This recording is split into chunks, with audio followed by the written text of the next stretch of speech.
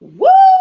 We are live. Welcome to the Dream Empowerment Network channel with me, your host, Miss Burt. And we are on the roll. If you haven't caught the replay, please go to the Dreams Warrior page and ask to be joined and get all the replays. And we've had a slew of beautiful women who came to share their story and their expertise on how they once were to what they are now in building and helping others. And we are keeping it going all the way to the end of March. And I'm just so excited because these guests are so wonderful. There have been so much transparency being shown through these webinars, and it just has been an outstanding learning tool to inspire, to understand one important thing, that you're not alone.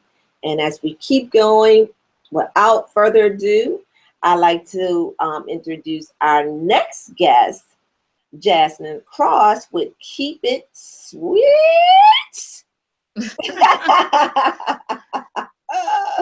And we were talking before the broadcast, and it was just a great conversation. So Jasmine's going to share again her story, her journey, her walk into her destiny, and how she has become the woman in power of her life, who has taken the bull by the horns and have made a difference, and is being transparent and helping others. So welcome. Thank you.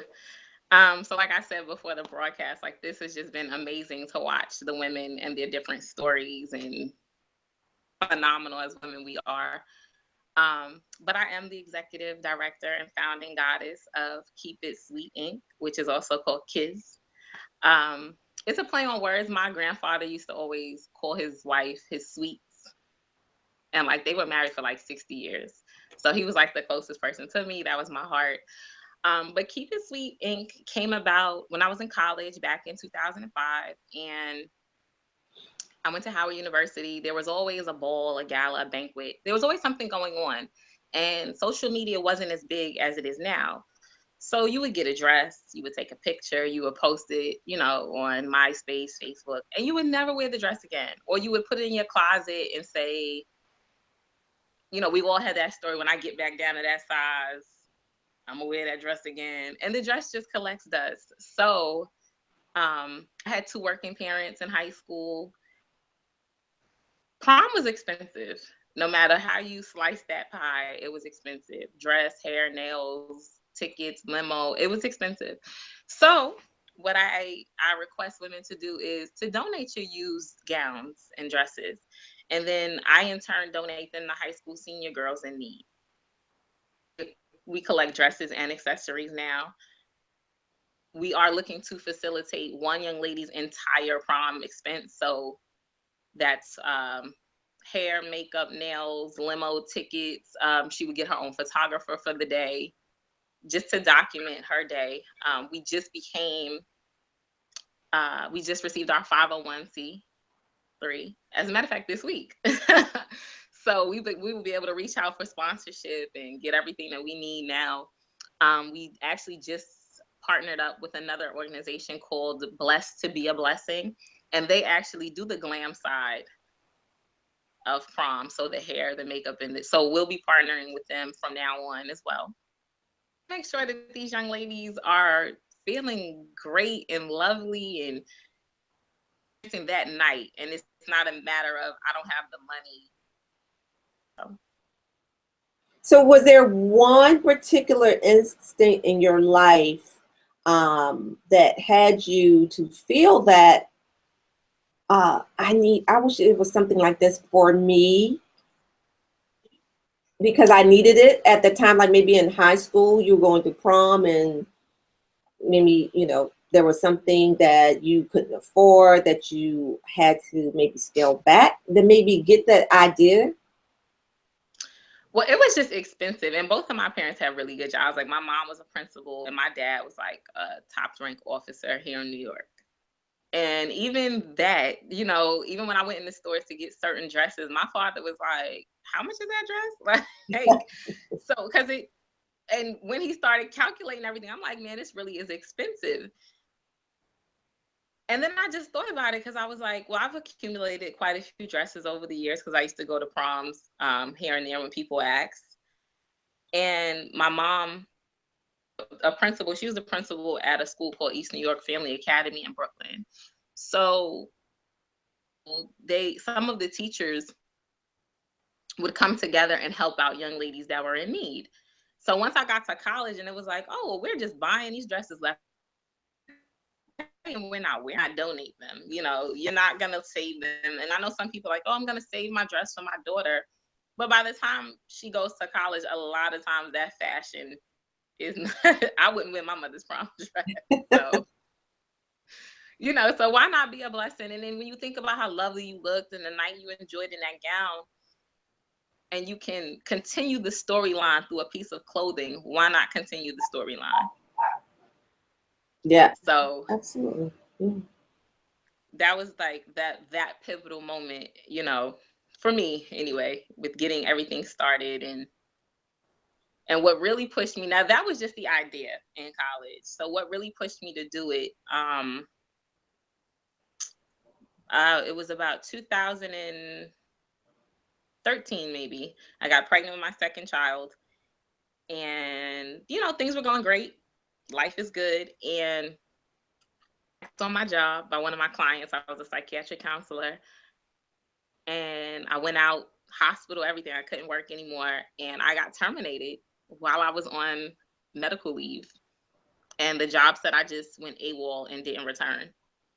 And from that moment, I decided, okay, so now let me take things into my own hands. I decided to really push forward with this nonprofit, get everything licensed, do all of the paperwork that I needed to do, because at that moment, I realized when it came to a job, I was just an accessory. Things kept rolling, things kept going. And then that also fueled the second part of the nonprofit, to where I go around and I do speak to young ladies about what happens when life shows up and you're just not ready for it. You think things are going to go a certain way, and the way that it's supposed to go, and something happens, whether you're in college and not coming through that semester. Something happened at home and the money was used for something else, or the closest person in your family gets sick, and now you have to figure out how I'm going to get through these midterms and still study, and this person's on my mind, what's going on back home. How to maneuver your way through life, and really just kind of like stuck out, because once that happened, it was like, oh my gosh, I was so out of control. I didn't Everything was out of my hands at that point because there was nothing I could do. That's where the second part of it comes from, where I actually go around and do seminars now for undergrad girls on what to do when life shows up and you're just not ready for it. You know, your 20s are for your mistakes. If you gotta cry, cry. If you gotta scream, scream. But let it be a moment. I always tell people, instead of having a bad day, have a bad moment. Live in that moment, and then figure out how we're gonna get past that moment. Yes, always have a another plan. You mentioned that you had got terminated from your job, and I was just telling my son, I said, you know, when you're an employee, you are the hired help. No matter Absolutely. how you look at it, you are the hired help. So whatever they ask you to do, they expect you to do it because they pay you to do whatever they Mm-hmm. want you to do. And I have over the years had multiple um, experience as an entrepreneur, right? From my writing greeting cards, designing greeting cards, t-shirts, a t-shirt line, um, wine consultant. So I've always been an entrepreneur, and I guess that spirit is passed on to my kids. My daughter has her own dance company. And Nice. my oldest son is in the military, but he is about to finish up, and he's getting his business started as dog trainer because that's what he does for the military. And my youngest, he's just entrepreneur on overdrive, right? So yeah. So he, he starts off with TUG. It, I think it's TU something, a tug something, but it was the Turn Up Crew, right? Okay. So kids would pay him to promote their little birthday parties and bashes and stuff. And at first it started with him and two other people, then him and four, and him and five kids would come, and they would, do their little dancing kind of thing and get the crowd going. So, he's that, I mean, that like took off, like, psh, I'm like, Wow. and then started doing he started designing, graphic designing, and we were sitting at the table and you heard cha-ching, cha-ching. I'm like, what is that noise? He's like, oh, that's money going to my account. I was like, huh? Are you serious? Wow. Right. So, but that is all to say that going back and teaching these young ladies, it's only for a moment. Like you said, instead of having a bad day and just letting it all go to the left, um, to refocus and have another plan. I mean, yes, everyone is not born to be an entrepreneur. However, Abs- but everyone has a purpose, yes. and that's what this is. Broadcast is all about, is finding your destiny, finding your purpose and your place in life, Yes. right? So what are so you started collecting dresses, and so where do you store them at, and how did that whole part start? For the dresses, we moved them from my mother's house because she had an extra bedroom. So I actually store them here in my house. I have a closet, and I store all of the dresses here. We're looking now to partner with a cleaners and a tailor so that the dresses can be tailored to the young ladies as well. Um, I've done a few young ladies, but it's never been like a whole school. Mm. So we were looking to do that as well, to just start working with schools and young ladies that need the help. And I've collected dresses from, and I have all types of dresses because there is no one type of prom dress anymore. I know at one point it was like the big Cinderella gown. Now, young ladies they just have such a great imagination when it comes to what they want for a dress or their ideal dress. So we try to match it as close as we can. It's not always perfect.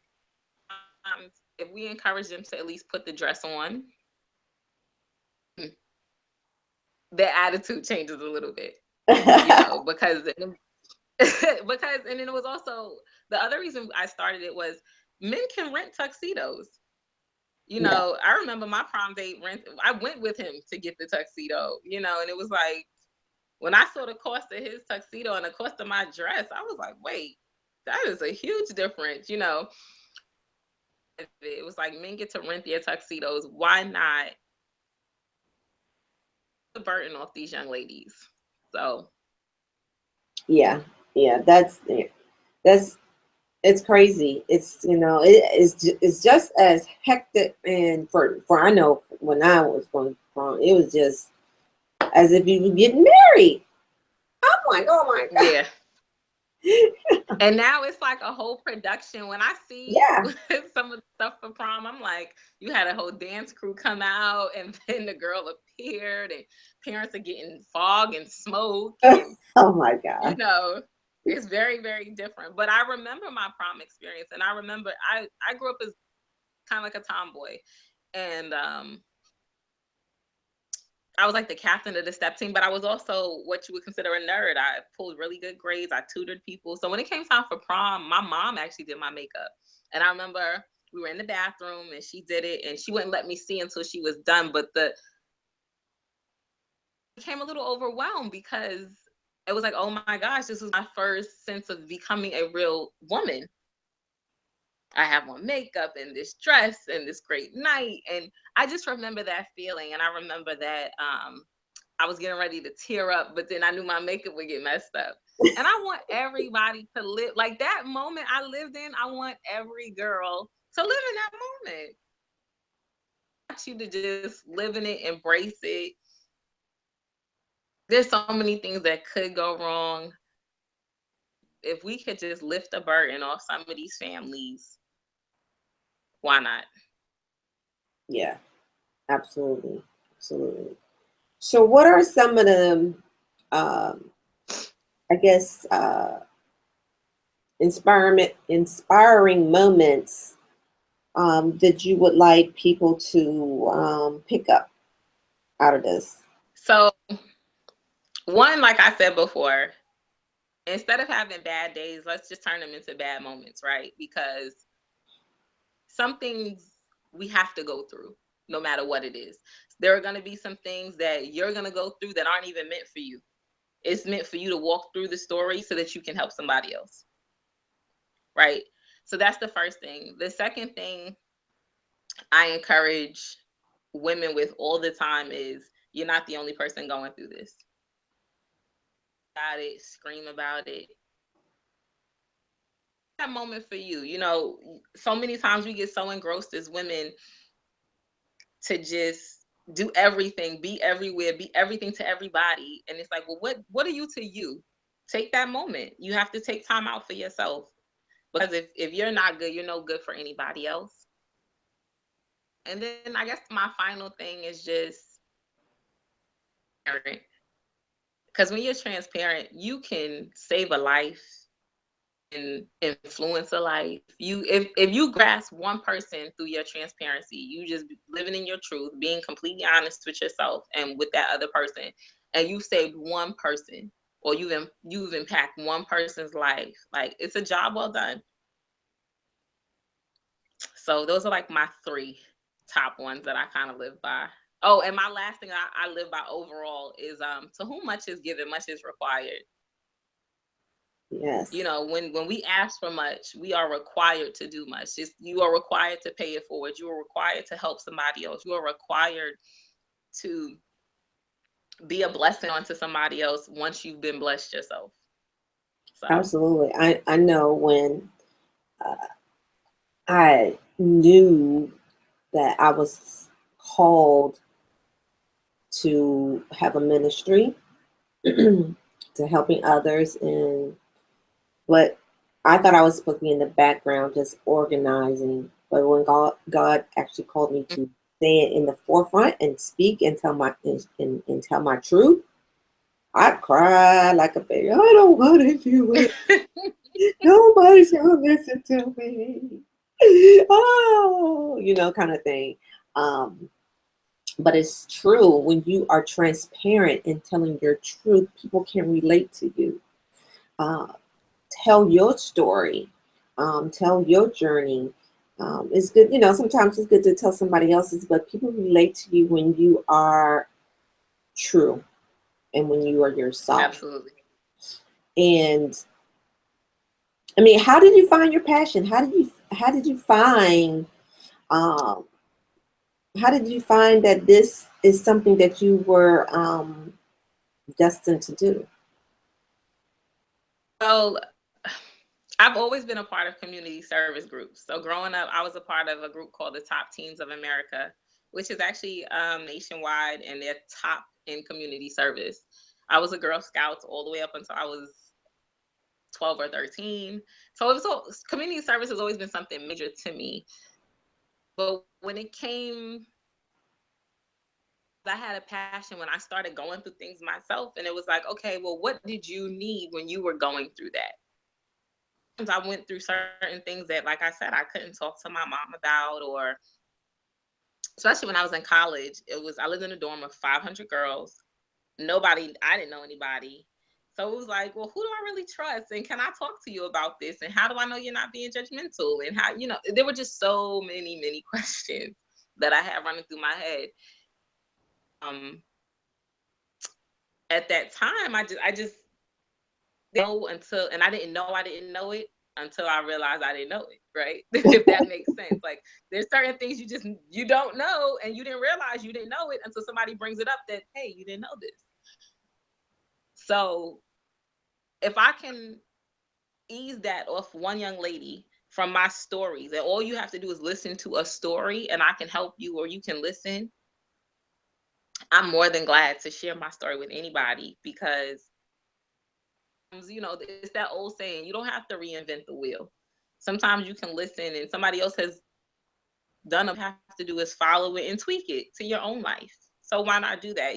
Save yourself some of the headaches, save yourself some of the stress. Let me tell you what I went through so you don't make these same mistakes and walk through the same doors or down some of the same roads I've walked.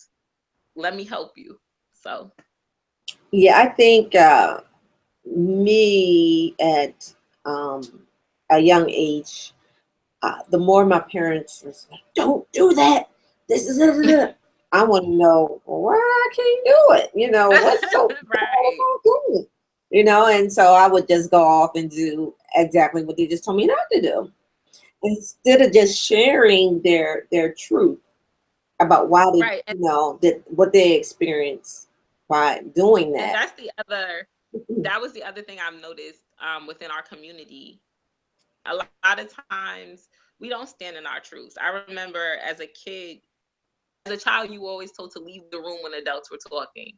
And then it wasn't until you got older that, my mom would be like, oh, you'll get it when you get older, or it's an adult joke or something along those lines. And when I got older, I still wasn't able to certain conversations because I was still looked at as the child.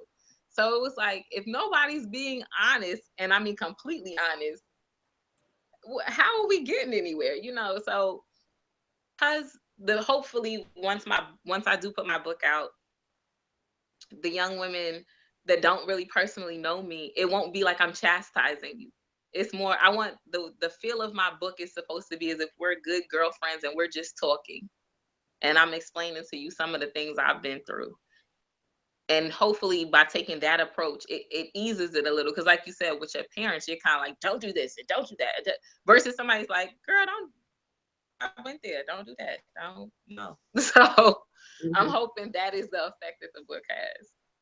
Yeah, it's my mom's old school, and I could not talk to her about sex, right? So I couldn't express how I felt or what I was going through.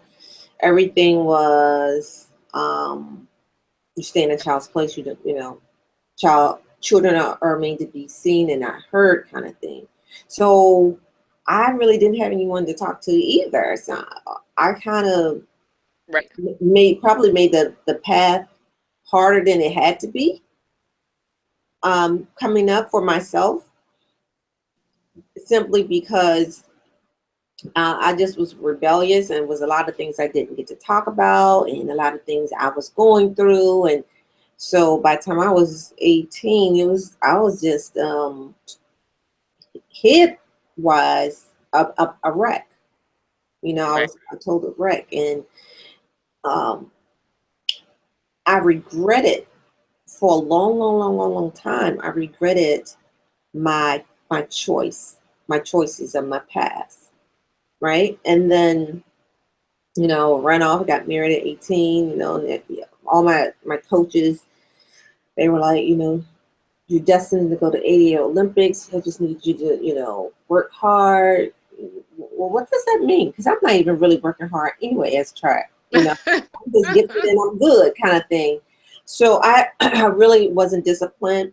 And my parents always, I was like, my sister and I are 10 years apart. So I was always like pretty much the only child.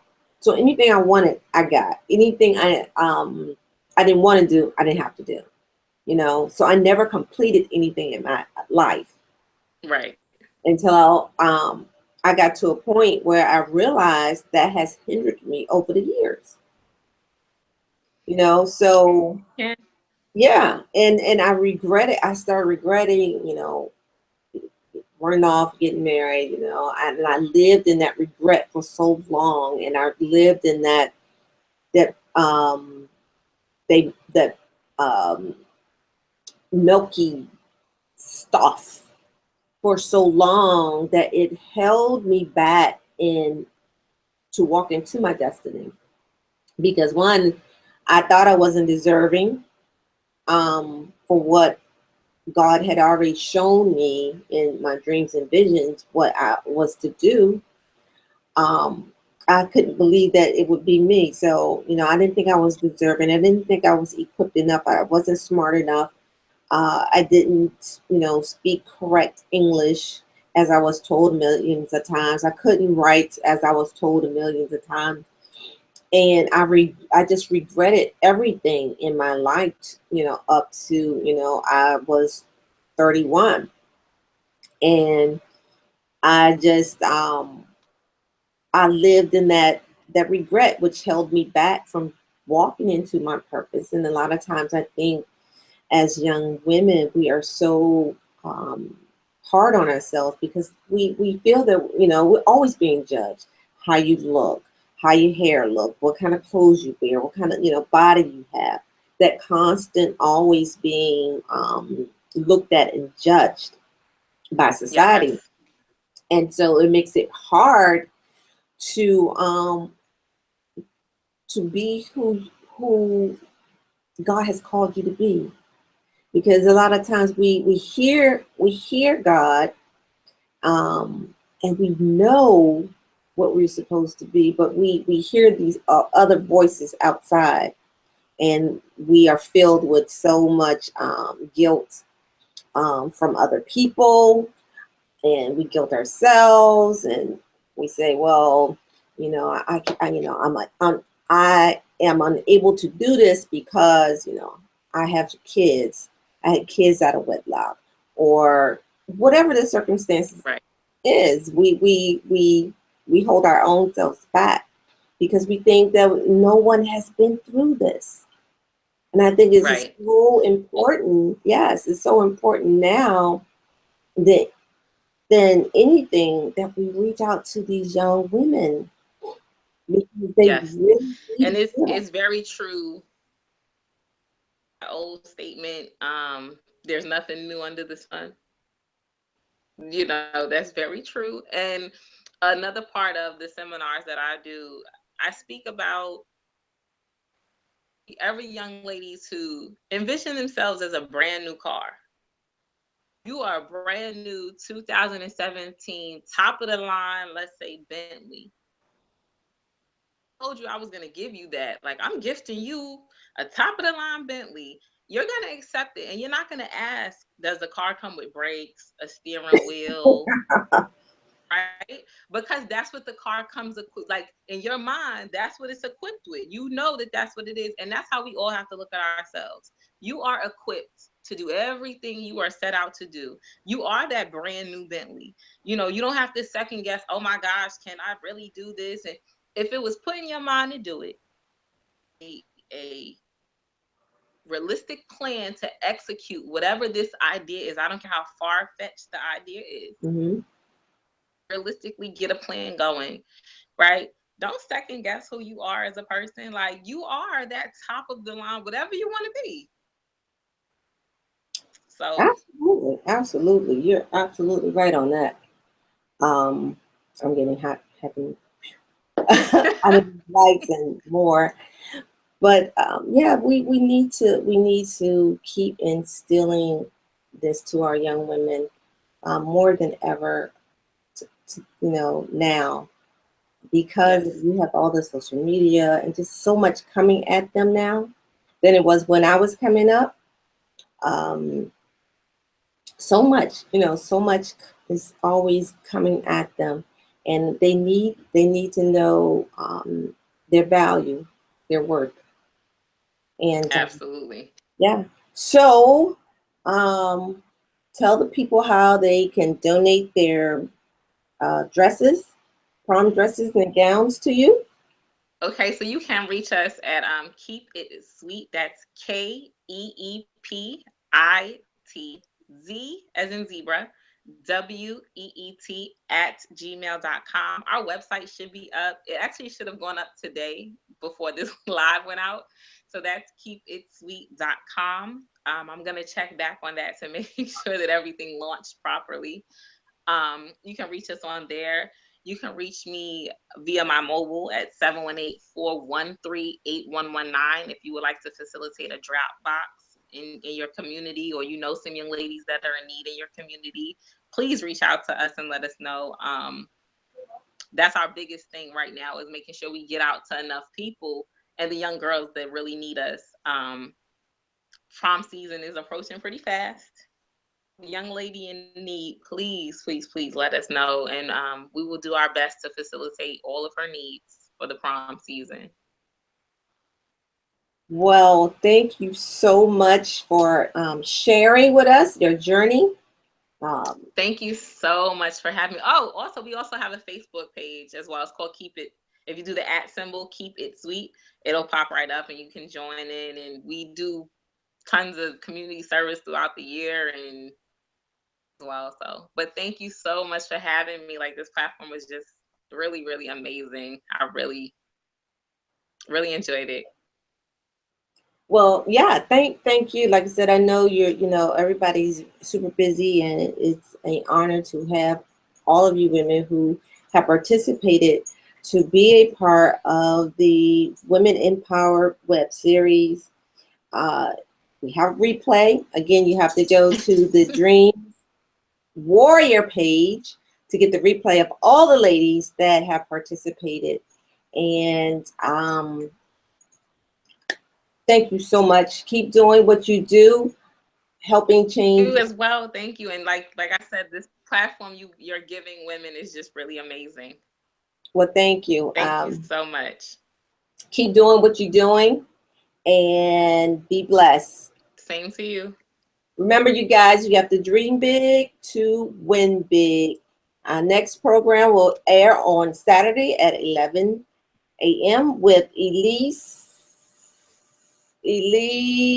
Harris with Darren Skincare and Darren Essentials. So stay tuned. Let's see how her journey went. Bye. Thank you.